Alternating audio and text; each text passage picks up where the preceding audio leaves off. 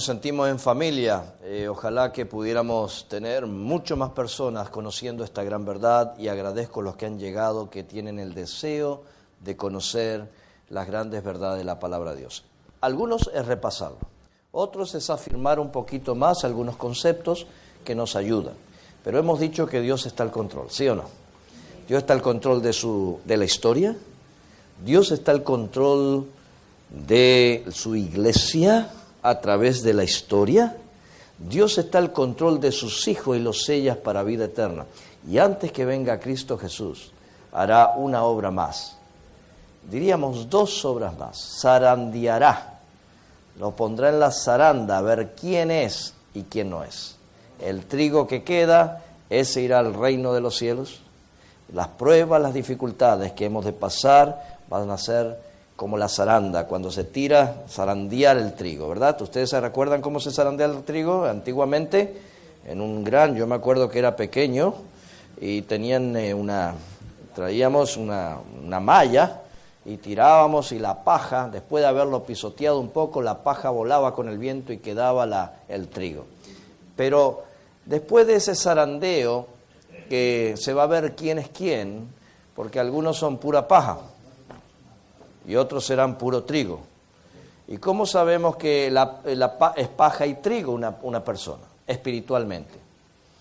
Aquel que todos los días mantiene a Jesús en su corazón, todos los días estudia su palabra, se va alimentando, va poniendo cada día más, y mis hermanos, va formando en él la imagen de Dios en su corazón.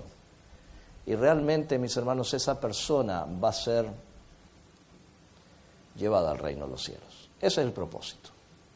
Así que Dios hará esa obra antes que venga, pero ese no es el tema. Dios hará que ahora el control de Dios sobre los que no aceptaron a Cristo Jesús. Va a ser la hora del juicio. Cuando hablamos de juicio nos da mucho temor, ¿sí o no? ¿A quién nos gusta estar dentro de un juicio? De paso, hemos predicado con mucho temor el día del juicio. Yo me acuerdo que era pequeño, yo soñaba quizás que yo estaba perdido en el juicio, frente a todo, pasando vergüenza porque me había portado mal y no había tomado la siesta que mi mamá me obligaba de 1 a 3 porque yo quería ir a jugar, me escapaba por la ventana y yo era bastante inquieto. Y entonces yo me sentía culpable y hablaban del juicio, que el que no se portaba bien se iba a perder. Yo hasta soñaba negativamente porque daba terror estar en un juicio. En Estados Unidos los pastores muchas veces recibimos una invitación de los juicios que se hacen en la ciudad, porque somos personas que son fáciles se identifica para ser parte de un jurado. Y nunca me olvido que fui una vez, me llamaron del gobierno y tengo que asistir sí o sí, si me eligen o no. Si yo no asisto, me ponen multa a mí. Así que yo tengo que asistir porque te pagan el día, te pagan el estacionamiento, te pagan el día completo porque tienes que estar ese día directamente para... Y si tú eres parte del jurado, tienes que quedarte hasta que finalice el juicio. Así que fui para allá y había unos criminales que nos miraban con una cara y yo dije, gracias a Dios que no sé bien el inglés. Así que le dije, mira, yo no hablo muy bien el inglés, así que para este caso yo no voy. Y me descalificaron, así que me salvé de eso. Pero yo entrar solamente a la sala de juicio me dio cierto temor. Mis hermanos, hoy vamos a entender claramente que el juicio no es para los que están en Cristo. Hoy vamos a entender que el juicio es para Dios, tiene el control aún de los que no lo aceptaron. El juicio para los que aceptan a Cristo ya comenzó en el cielo. Con el cierre de tiempo de gracia terminará el juicio de los muertos desde Adán hasta el último vivo, cuando el Espíritu Santo vaya al cielo y diga, ya no puedo hacer más nada, ya hice todo lo posible para que los corazones sean llevados a ti, no puedo obligar a nadie, millones no van a querer saber nada de Dios, pero hay un pueblo que sí te está esperando porque van a ser muertos por esas personas. Quiero que Padre, envía a tu Hijo Y el único que sabe la fecha, ni Jesús sabe la fecha, el único que sabe en los designios, como en el libro del futuro que veíamos, es el Dios Padre que enviará a su Hijo y le va a decir, deja ya de interceder, se acabó, se cerró el tiempo de gracia y vamos a buscar a aquellos que están sellados para vida eterna. Así que ese es el propósito por el cual vamos a estudiar en esta hora. Dios al control. Dios sostiene el universo, sostiene todas las cosas, ¿sí o no? Lo hemos dicho, lo hemos repetido. Él tiene un plan perfecto para nosotros. Y dice la Biblia, ¿y esta es qué? La vida eterna, que te conozcan a ti, al único Dios verdadero y a Jesucristo a quien has enviado. Así que, mis hermanos, la vida eterna depende de lo que Cristo hizo por nosotros, lo que está haciendo y lo que hará en el tiempo final para salvarnos. Su palabra está empeñada para cada uno de nosotros. Estamos dispuestos a recibir un rayito más de luz y de esperanza con el tema más emocionante de la Biblia, que Dios pondrá fin al pecado, Dios pondrá fin, por fin, la justicia eterna que han clamado hasta los santos en forma simbólica. Los que estaban muertos decían, ¿hasta cuándo no pondrá justicia? ¿Hasta cuándo tendremos que estar sufriendo? Usted mismo dice, ¿hasta cuándo vamos a estar en este mundo lleno de sufrimiento, de problemas? ¿Dónde está Dios? Bueno, la respuesta está aquí. A veces lo queremos en el tiempo nuestro, pero es en el tiempo de Dios. Es el día del Señor porque Él lo declara, no es mi día o el que se me dé la gana.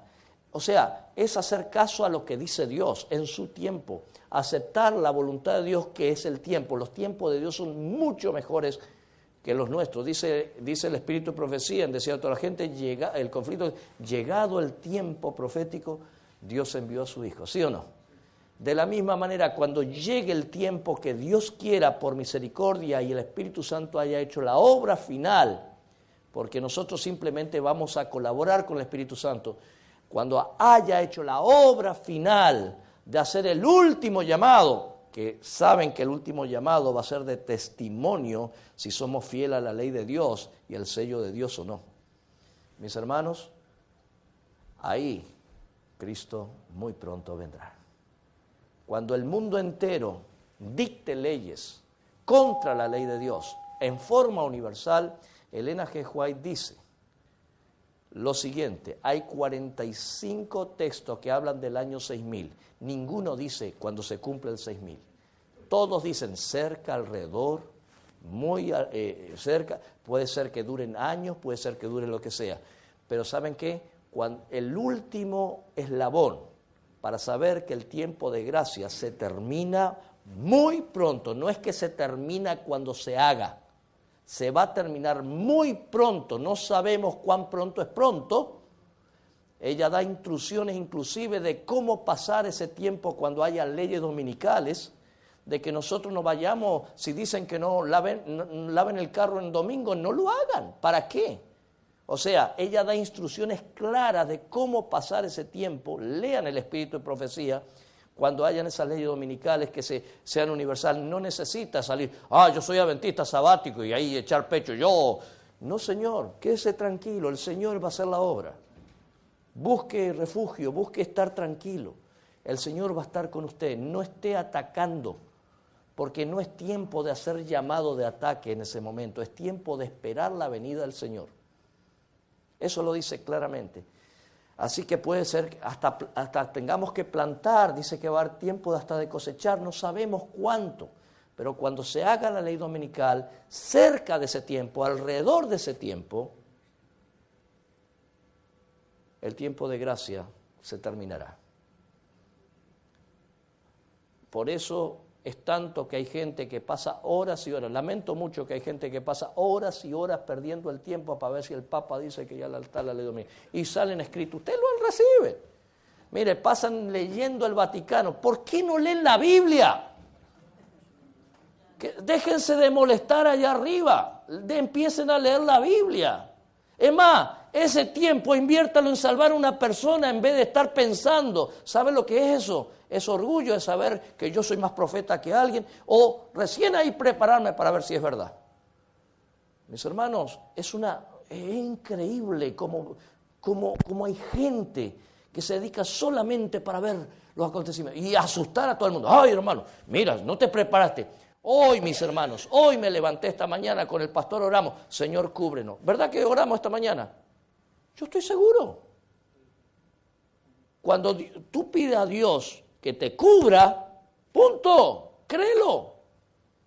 No vas a sentir un arrobamiento del cielo, algo espiritual. Es por fe, es confiando. En el escrito está, si yo perdono, perdono. Si yo dice que te cubro, te voy a cubrir, punto. No esté pensando usted que va a hacer las cosas, confíe en lo que Dios ha prometido. Las promesas de Dios son las que nos guían. Bueno, estoy hablando demasiado. Vamos al tema. Es que me entusiasma esto porque vivimos en un tiempo muy prestado, hermanos.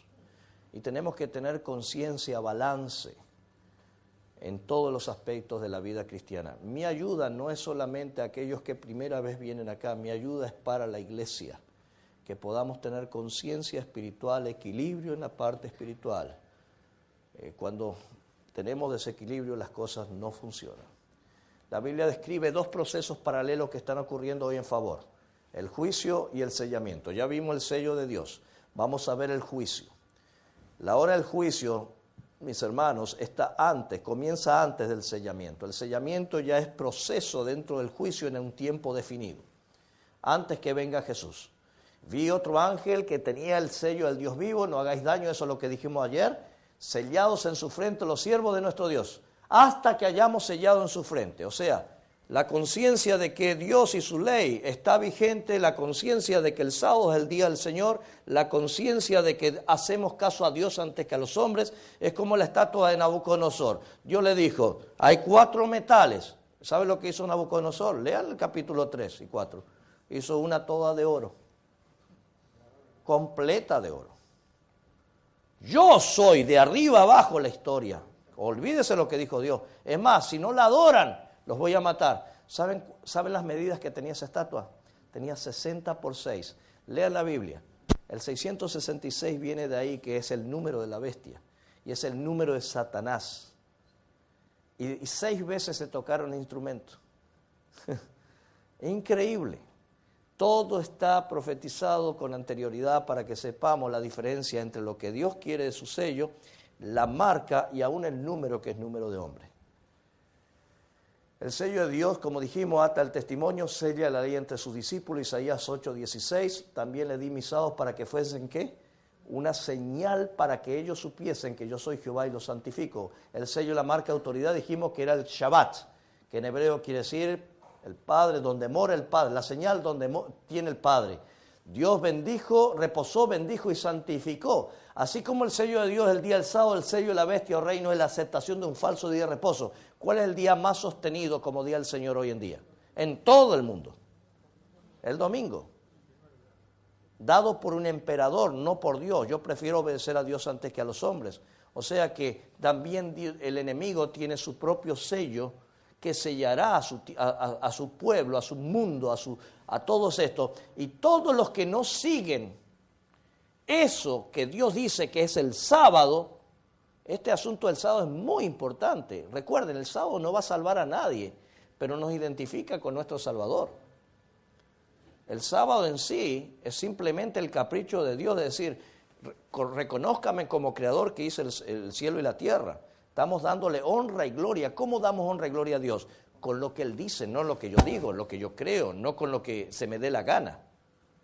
Así que todo el mundo adora en domingo en vez de sábado. Mire lo que dice la Biblia con respecto a los adoradores del sello del enemigo. Si alguno adora a la bestia y a su imagen y recibe la marca en su frente, igual que en la conciencia, o sea, de otro día que no sea el verdadero, será atormentado con fuego azufre delante de los santos ángeles del Cordero. O sea, va a haber muerte para ellos. Y dice, mira lo que dice la Biblia, lo recalca nuevamente. Aquí leí el capítulo 14 de Apocalipsis, 9 y 10. Mire lo que dice el 15, repitiendo casi lo mismo. Vi también como un mar de vidrio mezclado con fuego los que habían alcanzado la victoria sobre la bestia, su imagen, su marca y su número de su nombre, en pie en el mar de vidrio con la zarpa de Dios. Los que alcanzan la victoria estarán en el mar de vidrio, en la presencia de Dios. La victoria contra la falsedad es lo que dice Dios o lo que dicen los hombres. Es una decisión que usted tiene que tomar.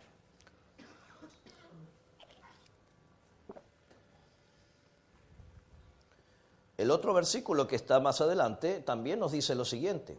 Apocalipsis 24 es más enfático todavía. Dice, los que no habían adorado a la bestia ni a su imagen y que no recibieron la marca en su frente ni en sus manos, vivieron y reinaron ¿con quién? Así que Dios nos da poder para vencer y pase lo que pase, si tú decides, Él te va a sellar para vida eterna. Amén. Reinar con Cristo. ¿Cuántos queremos reinar con Cristo? Yo quiero. No va a ser fácil, hermanos. El poder no está en ti, ni el deseo está en ti. Tú no vas a poder, pero todo lo puedo ¿en quién? En Cristo que me fortalece. Por eso lo más importante de la vida cristiana no es conocer estas cosas, sino estar en Cristo. El estar en Cristo, en la relación diaria, es lo único que le va a sostener en este tiempo final. De paso, si usted no aprende a estar en Cristo y sigue con los mismos problemas y con las mismas cosas y usted no quiere cambiar, con las mismas quejas y que la iglesia y que esto y que lo otro y que aquello, la justicia, la injusticia y ponerle esto y mi hermano, todo déjelo en la mano de Dios. Si el pastor comete injusticia, si yo cometo injusticia, si usted comete injusticia, el Señor se encargará a su tiempo, no es en tu tiempo. Punto. Es más, toda la justicia pertenece al Dios de los cielos. Dejad a mí la justicia. Dejemos de ser justicieros. Pongámonos, no perdamos el tiempo del lado del enemigo, pongámonos del lado de Dios. Aunque se haya cometido justicia, Dios pondrá las cosas en su lugar a su tiempo. Y esa persona que recibió injusticia o forma su carácter de dependencia de Dios o empieza a gritar y a decirle a todo el mundo la injusticia. No, señor, ese no es el método, ese es el método del diablo. El método de Dios es esperar en la justicia de Dios. A lo que pase en tu vida, aún lo que sea injusto, un cáncer, un problema, una dificultad, que es muy difícil aceptarlo, mi hermano. Dios transformará lo negativo en positivo y Él traerá justicia eterna. Amén.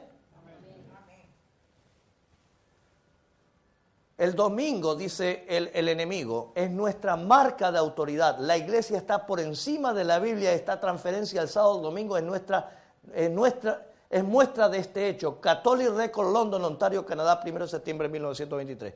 Yo estaba dando una conferencia en Ontario, Canadá. Y cuando leo esto, una señora se para allá y me dice, pastor, le voy a decir al padre porque usted está hablando contra los católicos. Yo le digo, yo no estoy hablando contra los católicos. ¿Dónde usted dice que yo estoy hablando contra los...? Mira, me salió hasta el dominicano hablando, ¿viste?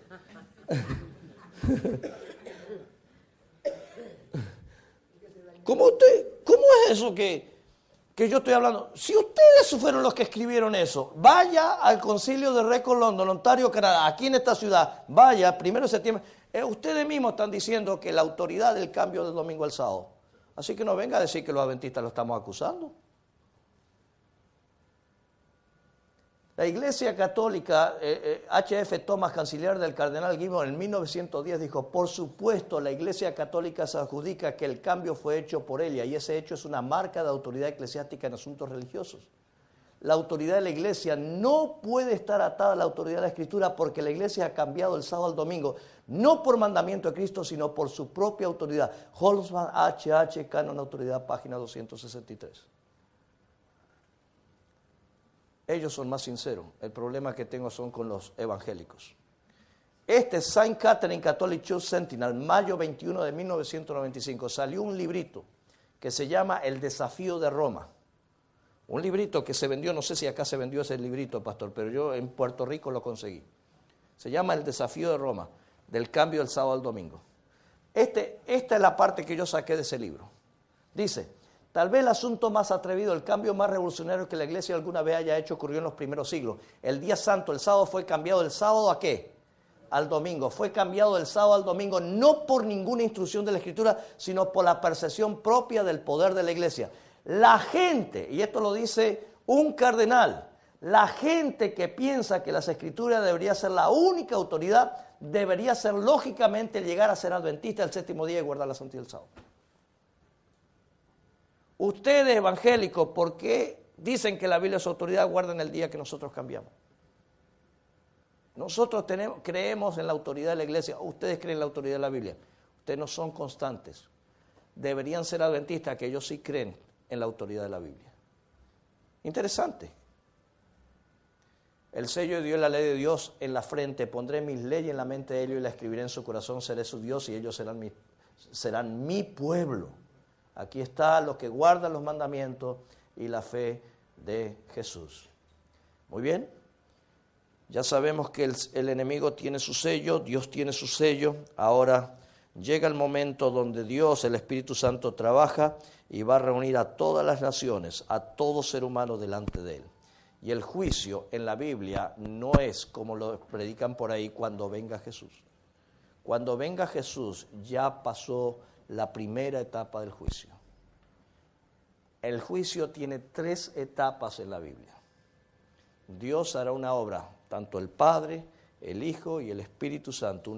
Así como son 3, habrá 3 etapas de juicio para que el mal nunca más se levante, ni el pecado afecte a ningún ser humano, ni la muerte sea destruida y jamás se levante la muerte frente a nosotros. Dios hará una obra total, la extraña obra de Dios. Es más, si Dios no pone fin a las cosas, Dios no sería justo, es por amor. ¿Cómo puede ser que su criatura tenga que sufrir cáncer y guerras y pérdidas como estamos sufriendo todos los días? ¿Qué Dios es ese? ¿Qué Dios es ese? Por eso Él dio un día de juicio para poner fin a todo esto. Mis hermanos, el juicio, la primera etapa comienza con el juicio investigador y termina con la segunda, ¿qué? Venida de Cristo. La segunda se llama juicio comprobatorio después de la segunda venida de Cristo, que se lleva a cabo también en el cielo con los salvados. Y la tercera etapa es el juicio ejecutivo. Se lleva a cabo en el castigo de los malos en ocasión de la tercera venida de Cristo a la tierra. ¿Sabían que Cristo vendría por tercera vez? Bueno, la Biblia dice que después de 1000 años vendrá con su pueblo, con la nueva Jerusalén, descenderá a esta tierra y los santos saldrán de esa ciudad. Y cuando Cristo toque tierra, que Él es el poder de vida, por eso cuando venga por primera vez no tocará tierra, porque si Él tocara tierra resucitaría todo el mundo. Automáticamente resucitaría todo el mundo. Por eso el engaño del enemigo es que cuando le digan está ya haciendo milagros, que está ya en tal lugar, hay miles de Cristo hoy en día proclamando que es el Cristo. Pero cuando venga fuego del cielo realmente, se simule la segunda venida de Cristo, que el enemigo hablará las palabras de Cristo, sanará, hará milagros. Aquí en la tierra, literalmente, iglesia, congregaciones enteras. Mire, hay una virgen que hace un milagro y todo el mundo acude a ella. Imagínese si viene un ser celestial como un ángel hablando las mismas palabras de Cristo y sanando. El mundo entero se vuelca allí. Pero los cristianos sabemos que Dios, Jesús, no tocará tierra cuando Él venga por segunda vez. Lo recibiremos, dice la Biblia, en el aire. Porque si Él tocara tierra, solamente hablará con voz de trompeta y la voz de Dios se oirá y los sepulcros penetrarán esa voz de Dios que se acostumbraron a oír la voz de Dios, penetrará y hará la resurrección. El poder de la palabra de Dios es vida. Pero si toca tierra, mis hermanos, todo el mundo resucita, porque Él está glorificado, tiene todo el poder del cielo. Nuestro hermano mayor tiene todo lo necesario para salvarte. Gloria sea su nombre. Aleluya por eso. En la primera etapa, hay 3 veces. ¿Cómo comprobamos que el juicio investigador es una realidad? Hay muchos que niegan el juicio investigador, que eso no existe en la Biblia, que es un invento de la Iglesia Adventista. No saben comprobarlo. Si usted no lo puede comprobar con la Biblia, no me traiga Elena G. de White. Primero usted siempre tiene que comprobarlo con la Biblia y después corroborarlo por allá. Muchos hacen al revés. Utilizan los estudios de Elena G. White, ella no fue teóloga, simplemente ella recibió revelación y después comprueban con la Biblia. Ella misma dice, es al revés, tienen que ir primero a la Biblia y luego comprobar lo que Dios me ha revelado. Si usted no puede, hay un librito que se llama Hechos Simples, no me acuerdo el autor, creo que este judío, que fue vecino mío ahí en Estados Unidos, se me olvidó el nombre. Hechos Simples, donde realmente ahí se comprueba cómo se puede decir el juicio investigador con la Biblia. La Biblia nos dice 3 veces sobre el juicio investigador, por lo menos claramente, aparte de muchos juicios que hay en la Biblia, que se refieren. La primera está en Daniel 7, nos ubica en la historia cuándo iba a suceder, en qué época iba a suceder el juicio investigador. La primera etapa del juicio. ¿Cuándo comenzaría la obra de juicio? Bueno, eso usted lo sabe porque lo ha estudiado, pero aquel que no lo sabe le tiene que comprobar con la Biblia. Entonces Daniel 7 lo ubica en el periodo más o menos donde iba a comenzar. Daniel 8 y 9 nos dice la fecha exacta cuando comienza el juicio, con la profecía de los 2300 días, y Apocalipsis 12 nos dice la vigencia del juicio, que no es para el futuro cuando venga Cristo, sino es ahora. Estas son las 3 formas de poder decir que hay un juicio investigador.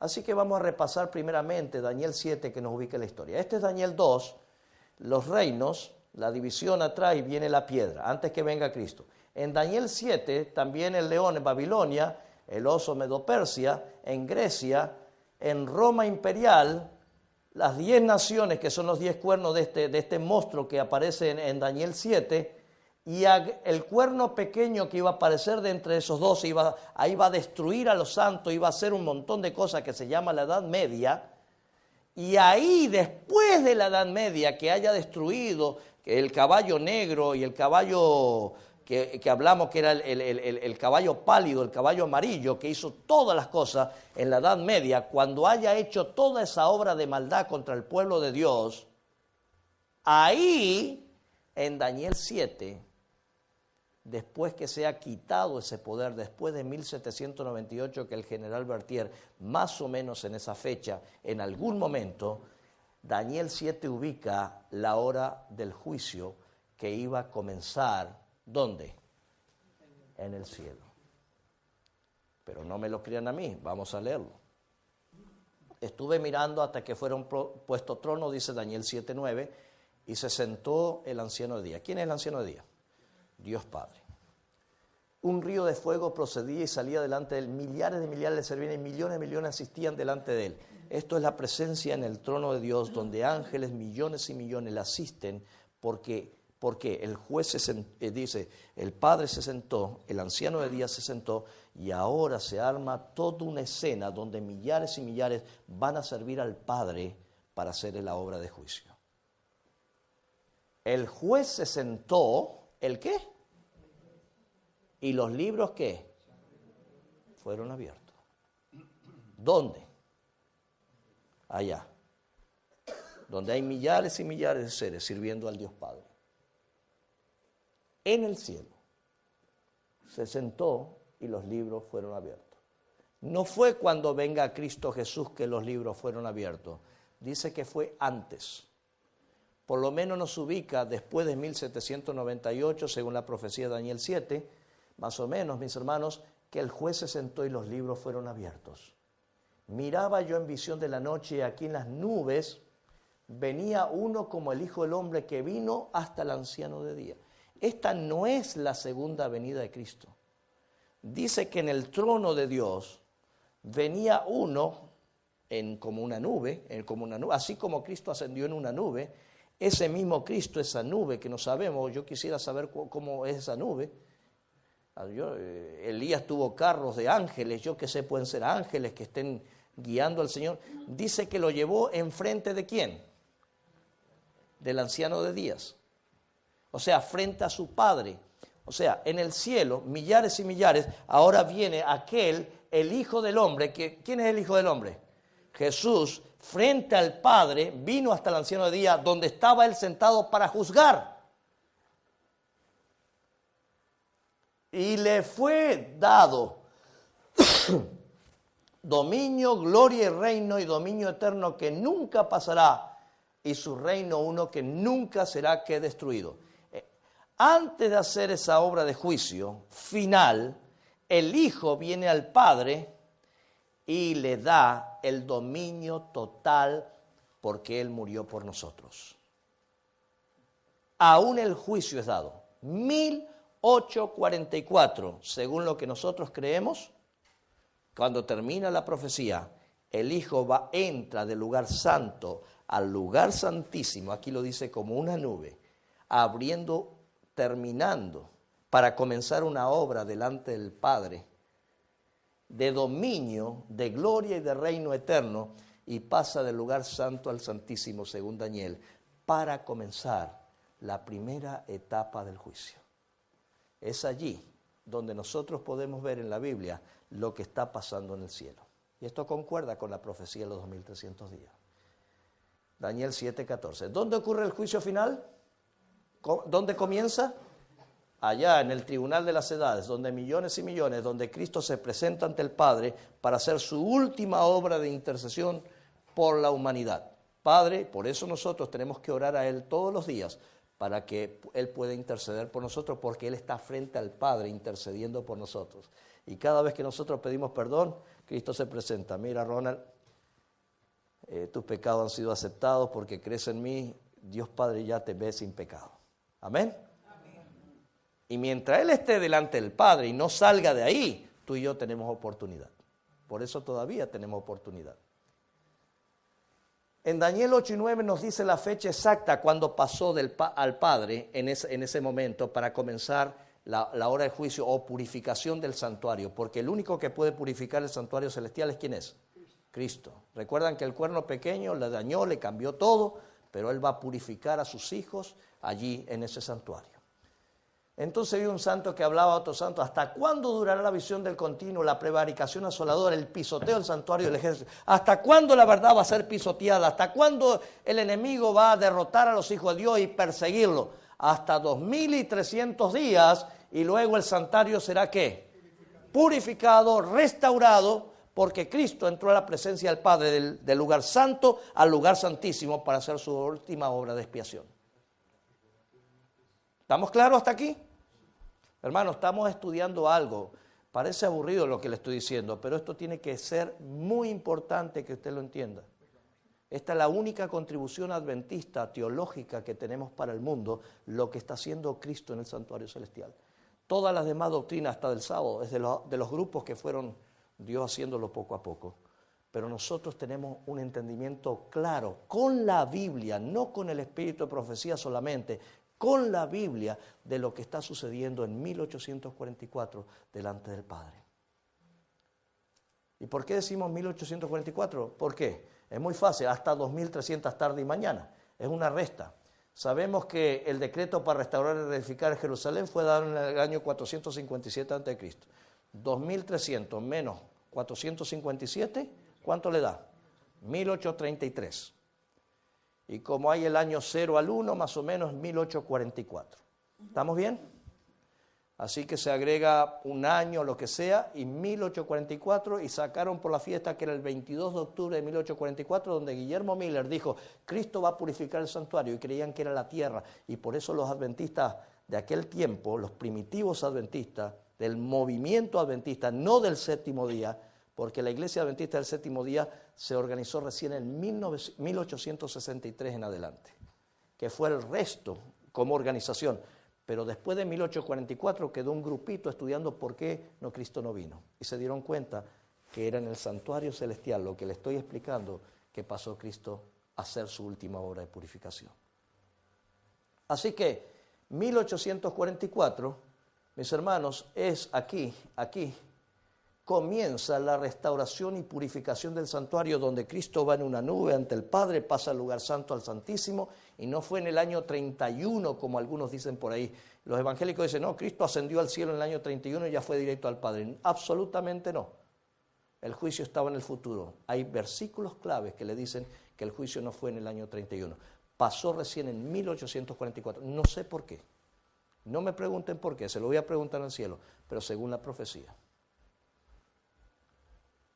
Desde el 1844 estamos viviendo en lo que llama la hora del juicio de ¿quién? De Dios. La purificación del santuario que se hacía una vez al año, como en el pueblo de Israel, el Yom Kippur, día del juicio, donde todo el mundo tenía que poner todo, limpiarse completamente, porque estábamos en el momento sagrado. Para que el sacerdote no muriera delante de la presencia del Padre, todo el mundo tenía que estar puro, santo y podríamos decir sin mancha. Y recuerden que usted y yo no vamos a estar puro ni santo nunca, excepto por declaración que sea por Cristo Jesús. Y eso es lo más importante de la justificación. Somos declarados puros y santos porque confiamos en la sangre de Cristo Jesús. Muy bien, porque es tiempo que el juicio empiece ¿por dónde? Y si primero comienza por nosotros, ¿cuál será el fin de aquellos que no obedecen el Evangelio? Aquí nos introduce que ese juicio que comienza cuando el Hijo va en la nube ante el Padre, allí, en el cielo, comienza por la casa de Dios. Y que terminará después con los impíos que no aceptaron a Dios. ¿Entiende este versículo ahora? Primero comienza con nosotros y luego, no los vivos nosotros, sino todos los que han sido creyentes en Dios. Para eso es el juicio investigador, porque hay una gran interrogante en el cielo.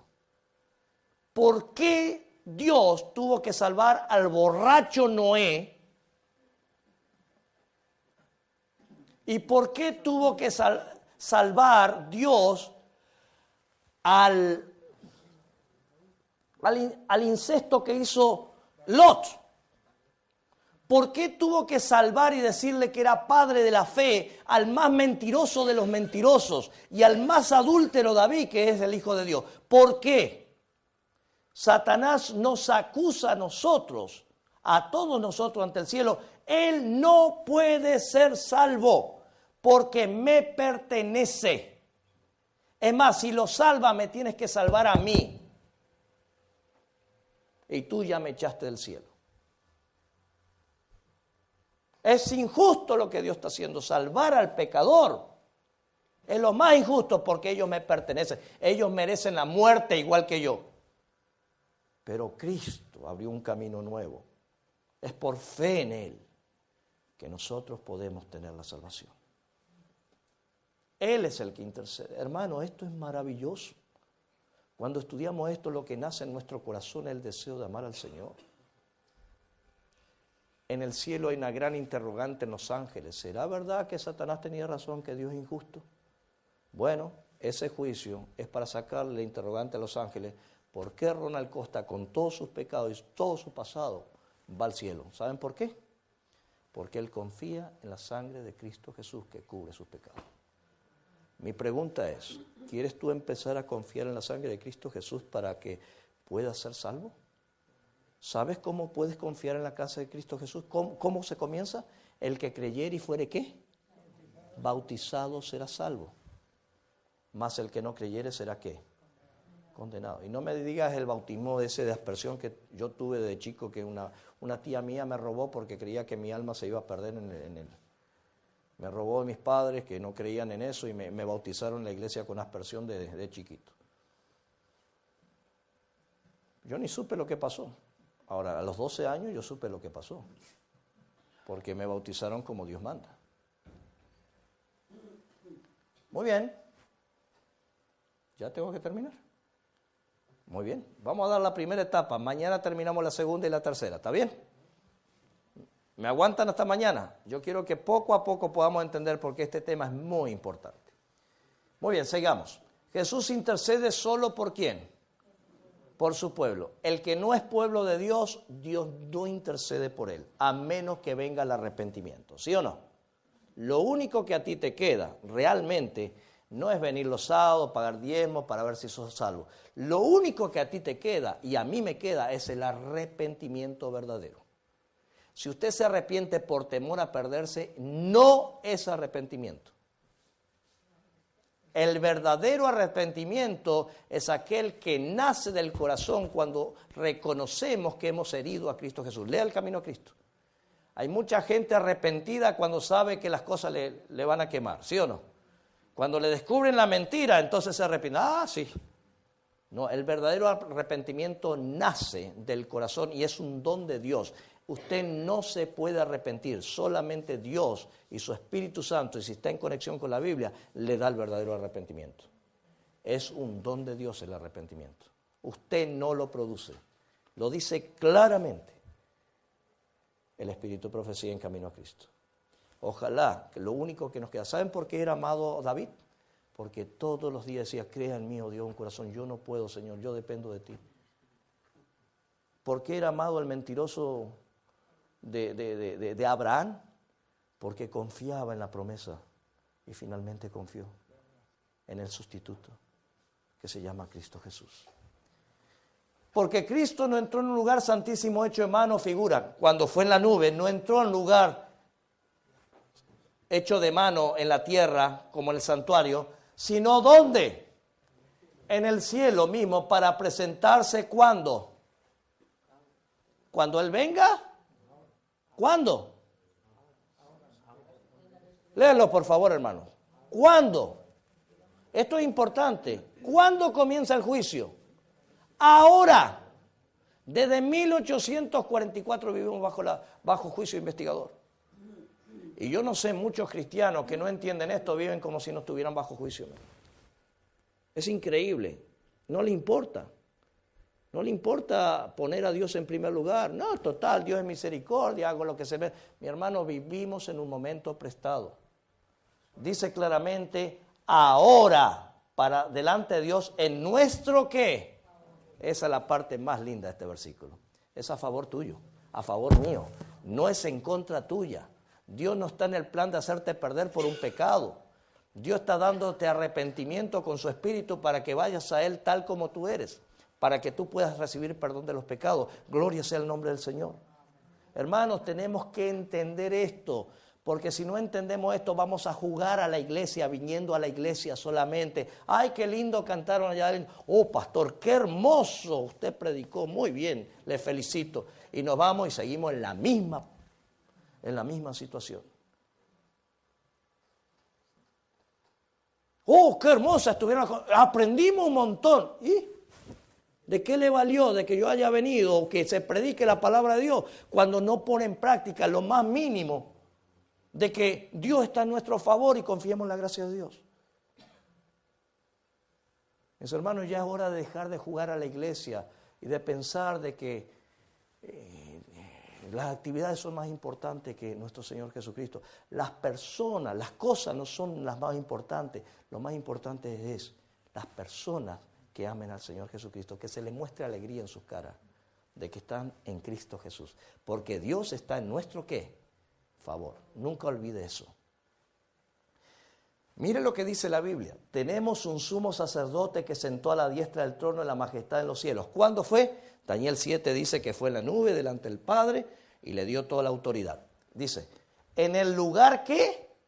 Santísimo y del verdadero tabernáculo que levantó el Señor y no el hombre, en los cielos. Por esto también puede salvar por completo a los que por medio de él se acercan a Dios, puesto que vive para siempre para interceder por quienes.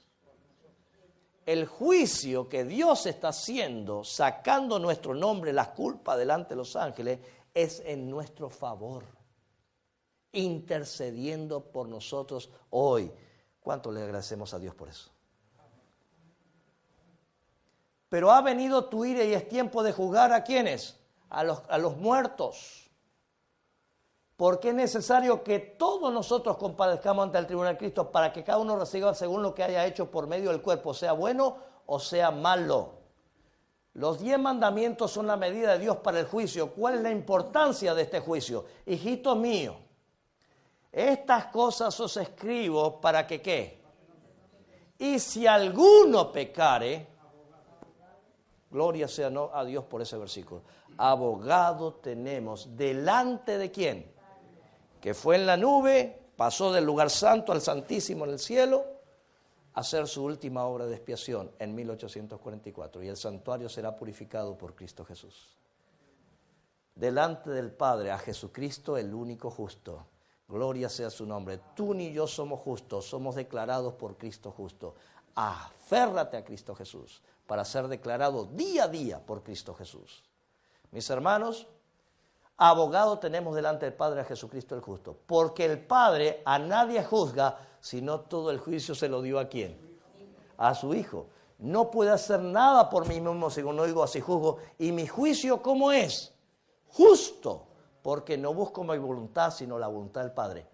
Miren este versículo, es fantástico. Juan 12:31. Dice, ahora, ¿cuándo? Ahora, no es cuando venga, no es cuando venga Jesús. Ahora es el juicio de este mundo. Ahora el príncipe de este mundo será echado fuera. Es más, cuando subió Cristo en el año 31, no pudo tener más acceso de representación Satanás ante el cielo, ni en los concilios celestiales, porque Cristo entró en el reino de los cielos para ser nuestro representante. Lo que Adán tenía que haberlo hecho antes. Ahora, sí. Esta parte siempre me confunde. Si Cristo ya nos, si Satanás ya nos sube, dice, hay un versículo bíblico que dice que Él nos acusa. Entonces, ¿dónde es que nos acusa? ¿O cuándo? Como Él es el acusador de los hermanos. Él estaba en el cielo acusando, pero ya no tiene acceso porque mataron a Cristo Jesús. Desde ese momento, en nuestra mente nos hace sentir como si fuéramos acusados por que estamos perdidos y todo lo demás. La lucha viene con nosotros. Entonces aquí viene la confianza que podemos hacer. En realidad, Él sigue acusando, diciendo que Dios es injusto, porque lo hace a través de las personas que lo utilizan. Lo hace a través del mundo que lo utiliza. O sea, y aún en la lucha del cristiano aquí en esta tierra es contra la iglesia, porque ya no tiene acceso, ahora es contra la iglesia. Y por eso el Señor dice, yo tengo poder para estar contigo, yo tengo poder para, afiánzate en mis promesas que yo estoy contigo. Por eso la culpa es del diablo. Tienen que echar fuera toda culpa, porque él trata de destruir a su iglesia y sigue con la misma acusación de que tú y yo no podemos ser salvos. Pero gracias a Cristo que levanta su mano y dice, no, espérate. Él confió en mí, ahí están los registros, Él oró todos los días, confió en mi sangre, todos los días se arrepintió, todos los días vino a mí. Él estudió mi palabra, Él estuvo conmigo, yo quiero salvarlo.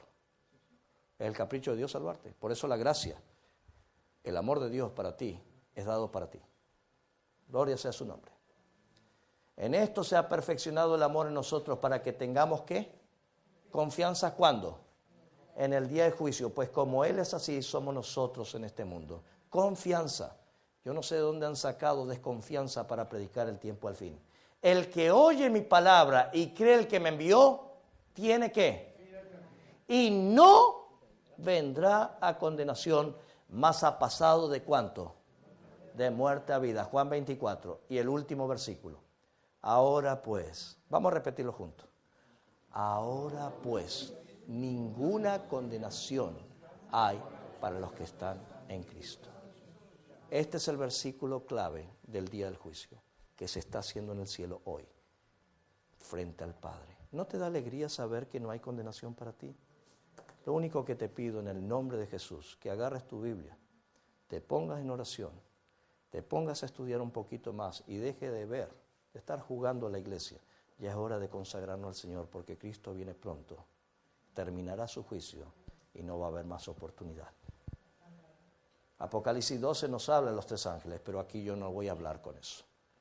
El juicio terminará, mis hermanos, con esta declaración. Con esta declaración, aquí.